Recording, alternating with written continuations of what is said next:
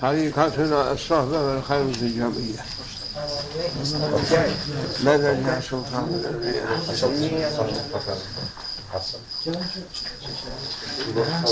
Peygamber aleyhissalatu vesselam insanlara nasihat için gönderilmiştir. Bütün geçen peygamberlerde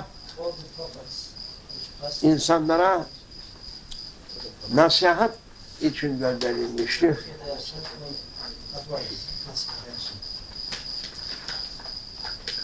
Nasihat ne içindir? Nasihat kendi hal ve şanını bilmeyen hem kendinden haberi yok hem yapacağından haberi yok. Hem ne için bu dünyada bulunduğundan haberi yok.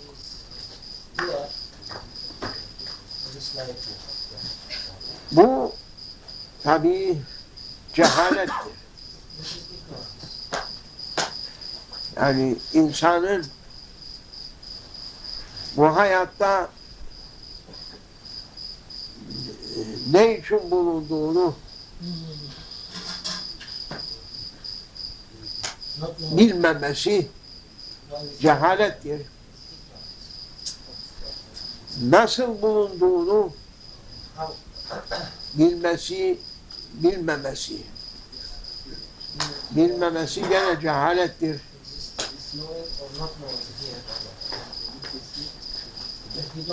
Bu dünyada ne yapacağını, ne edeceğini bilmeyen kimse o da cahildir. Öyle. Ben bu alemde nasıl bulundum? Ben ne yapmalıyım veyahut ne yapacağım? Yani bu insanların düşünmeleri gereken meselelerdir. Tabii bunun cevabını oturup düşünüp de bulmaya imkan yok. Düşünmeyle çözülecek mesele değil bu. Ve şimdiye kadar hiçbir kimse bu meselelerin düşünerek cevabını bulmuş değildir. Atmasyon yani kitaplara itibar etmeyip de müsbet ilim çerçevesinde bu insanların merak ettikleri mevzulara cevap verelim diyerekten bazıları sivri akıllı ya, sivri akıllı aslında geri zekalı. Çünkü bu sorduğumuz sorular insan ne için bulunmuştur? Nasıl bulunmuştur? Ne yapmakla mükelleftir? Geri zekalı olan adam bunu müsbet ilim çerçevesinde araştırmak ister. Müsbet ilim buna cevap veremez. Çünkü müsbet ilim ispata ve tecrübeye dayanan bir fendir. experience and prove, ispat edecek prove ve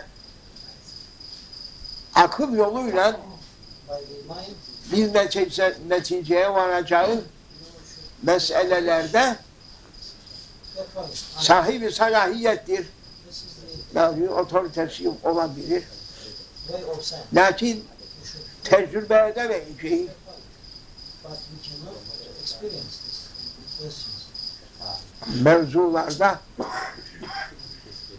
ispat edemeyeceği mevzularda hüküm vermek, It is not onun müsbet ilmin to answer efendim things that cannot prove mevzularının explanation. dışında kal. Out of time. İçinde değil. Madem ki sen görüyorum. Evet, bu tabaktır. Ne içindir? Kahve fincanı içindir. For example, now Neden yapılmıştır? Toprakta yapılmıştır. you say, Kim yapmıştır? Bir insan yapmıştır. what is Başka ne görüyorsun? Nakış görüyor.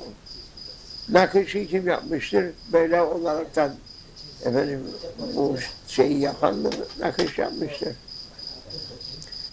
Hayır. Nakışı başkası yapmıştır. Tabağı başkası yapmıştır. Lakin maksat nakış değil, tabağın sureti değil, efendim bu tabağın ne için kullanıldığına dair olan use of malumattır. main point Şimdi dünyalar yaratıldı. or its figures Yerler gökler var. Bir azamet gösteriyor, bir saltanat gösteriyor. Gökyüzüne baktığında bir saltanat görüyorsun. you see something going on. Kendine baktığında Galaxy, küçülüyorsun, you look at yourself, azalıyorsun, tükeniyorsun. creature, İnsanın büyüklüğü var. but man has got highness. Sen aşağıdan tayyareyi görürsün. Like you see an aeroplane flying. Değil mi? Tamam. Tayyaredeki insan seni göremez. But people Sen aşağıdan ayı görürsün. Aydaki insan seni göremez. you on the earth can see the moon, but the man on the Sen aşağıdan moon güneşi görürsün. can see Güneşteki the insan sun, seni göremez. but the person on the sun cannot see. İnsanda gören ağza gözdür. The organ of vision is an eye. Değil mi? Evet. Gözün de ortasındaki göz bebeğiydi ki Organ that we see ufak bir mercimek tanesi kadar bir şeydi. as big as a pencil.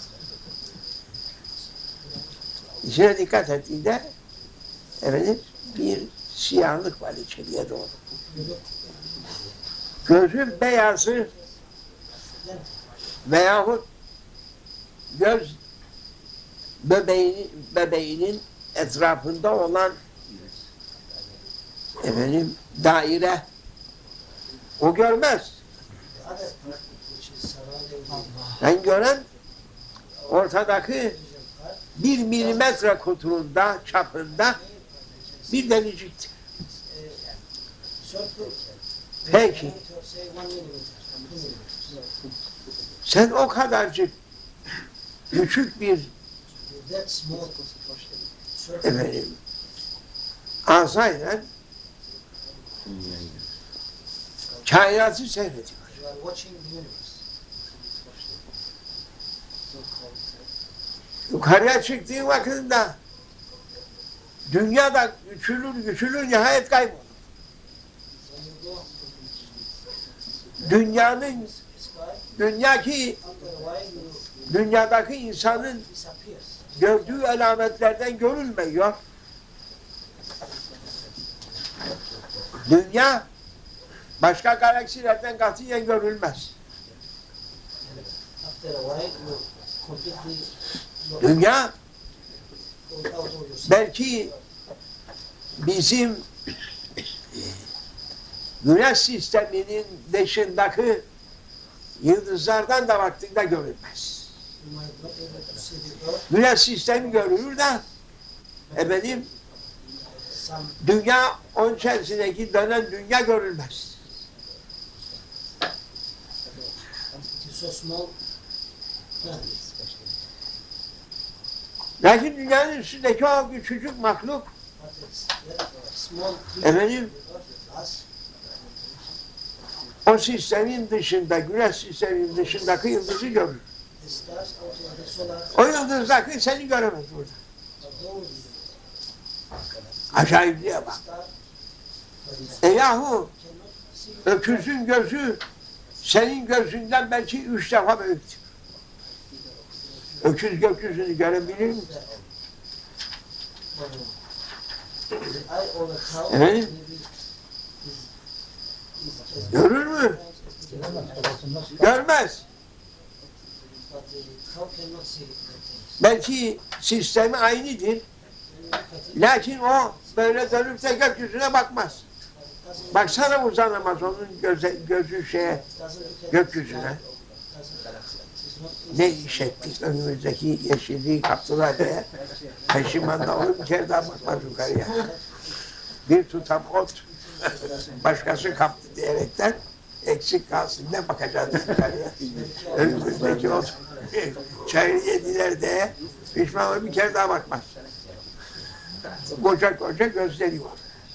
Baksa da görmez. Hani ne gördün neyle o biri? if it looks if it Ne baktın? Bakmasaydı.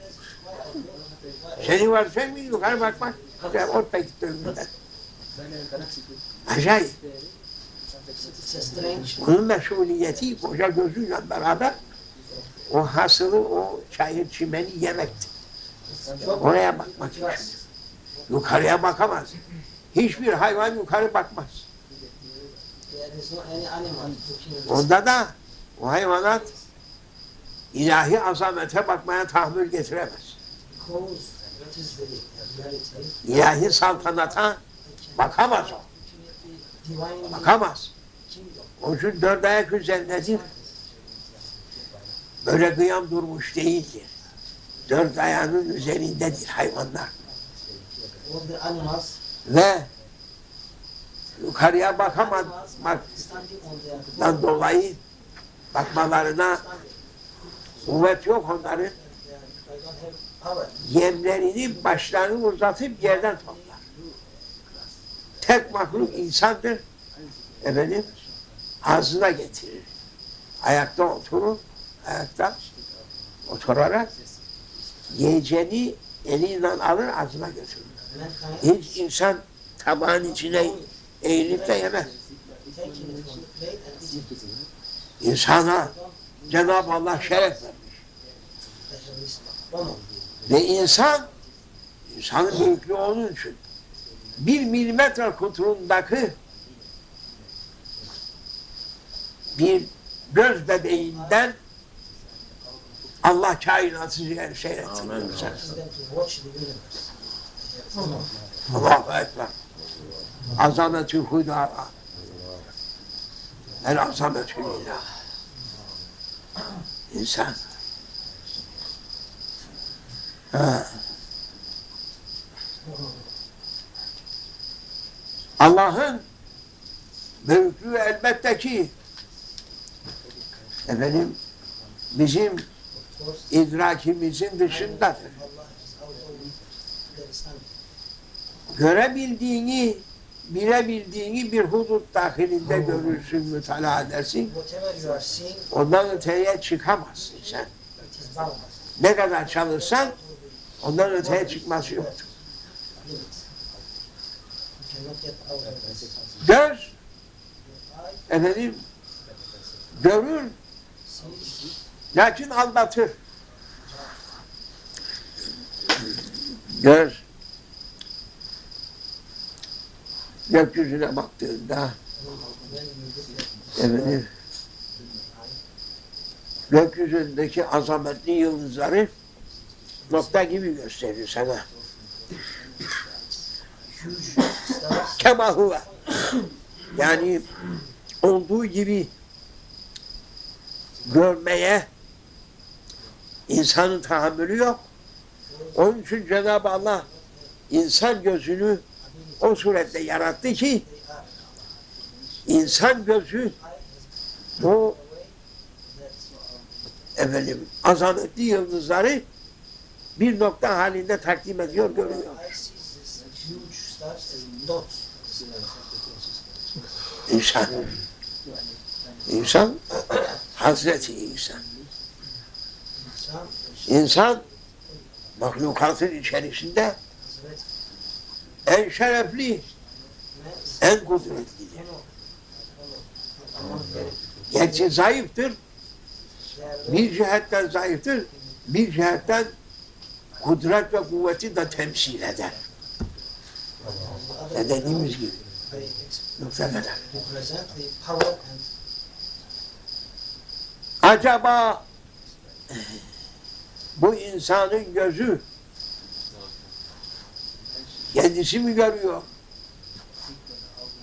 İnsanın gözü Cenab-ı Hakk'ın emriyle görüyor. Gör dediğini görüyor. Görme dediğini göremez. Allah'ın göstermediğini insan göremez. Ne kadar uğraşsa, didişse Allah'ın göstermediğini göremez. Neyi görmüştür insan şimdiye kadar? Şimdiye kadar neyi görmüştür insan? Hudutsuz kainatın içerisinde, tabi bize göre hudutsuz, Allah'ın elinde her şeyin hududu vardır. Mahlukat hudutsuz olmaz. Hudud içerisindedir. Hudutsuz olan Cenab-ı Hak'tır.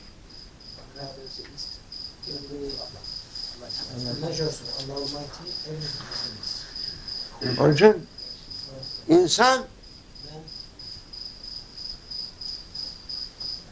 kendi çevresinden kendisine dönecek. Şimdi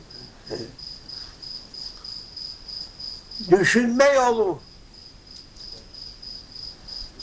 insana kendi üzerinde düşünme yolu var.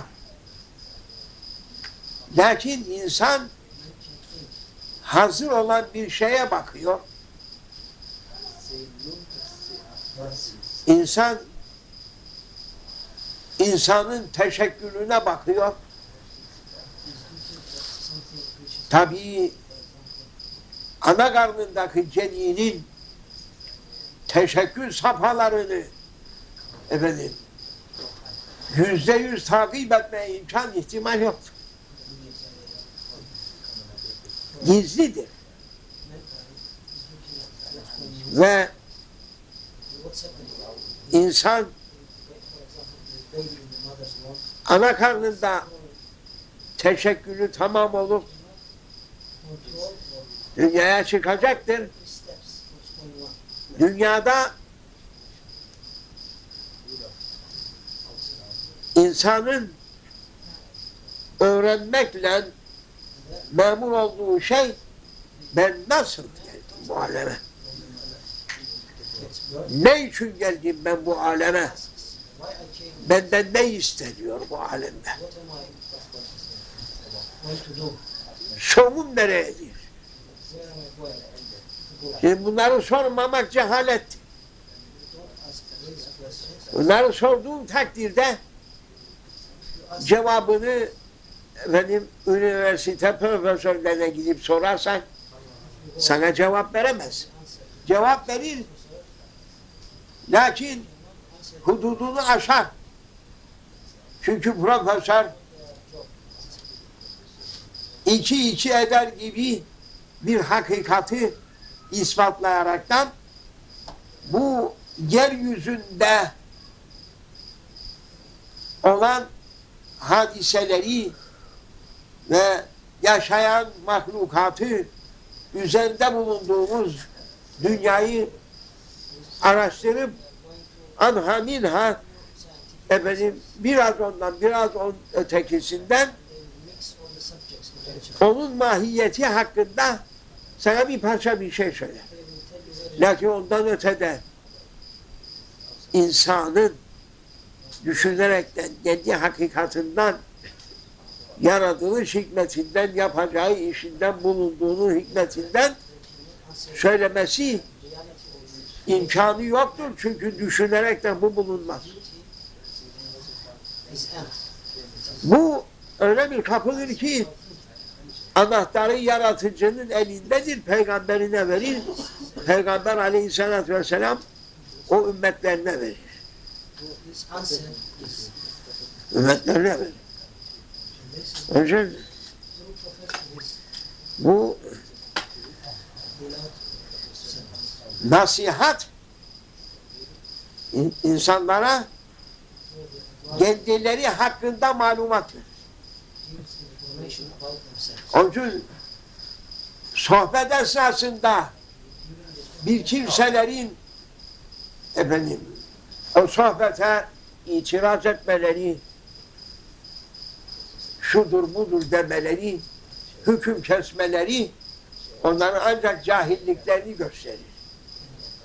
Çünkü bu üzerinden münakaşa yürütülmeyecek mevzulardır ve müsbet ilimin araştırma sahasının içerisine girmez o. Müsbet ilim her şeyin ispatına bakar, reyelâyı görecektir, hissedecektir, bilecektir. Halbuki söylediğimiz bu meseleler bu tartı ölçüye girmez, elinden temas edilmez, sırdır, ruhanidir ki onu kullanaraktan insan bu alemdeki mevcudiyetinin sebebini, ne için olduğunu, ne yapacağını, kendisinden ne istendiğini ondan alacak. Düşünmek yolu yok onda. Düşünmek yolu kapanır. Onun için peygamberlerin vazifesi hepsi bir. Aleyhisselam. Bütün peygamberler insanoğluna düşünceyle bulamayacakları hakikatları getirmişler. Evet, sen alıp benim nasıl? Benim aklım anlar. Yahu akıl hududunda değil ki bu. Akıl hududunda olan şeyin kutsiyeti yoktur. Neye sen aklını zorlarsın? Akıl tükenir, efendim, ters cevap verir, der ki yahu benim işim değil mi? Benden sorarsın ama münkirler aklına soruyor. Akıl selim ona cevap verecek. Ya benim işim değil mi? Bana ne sorarsın? Bu beni aşan inanç dairesindedir bu. Bu ister inanırsın, ister inanmazsın. Benim saham burada duruyor. Bundan ötede bana yol yok. Bana ne sorarsın? Onun için 20. asır insanının şaşırdığı nokta bu. Dini ve inançları bilhassa İslam inançları üzerinde 20. asrın bütün hükümleri batıldır. İslamiyet hakkında her söylediği akıl hududunda münakaşaya girdiği her noktada efendim batıldır. Çünkü İslam'ın efendim getirdiği ahkam eğer akıl hududunun içerisinde olsaydı ne peygamber gelmeye ihtiyaç olurdu, ne kitap ne defter etsin. Akıl her şeyi çözerdi o zaman. Halbuki akıl her şeyi çözemez. İşte görüyoruz. 20. asrın içerisinde millet daldı efendim çıkıyor 21. asra.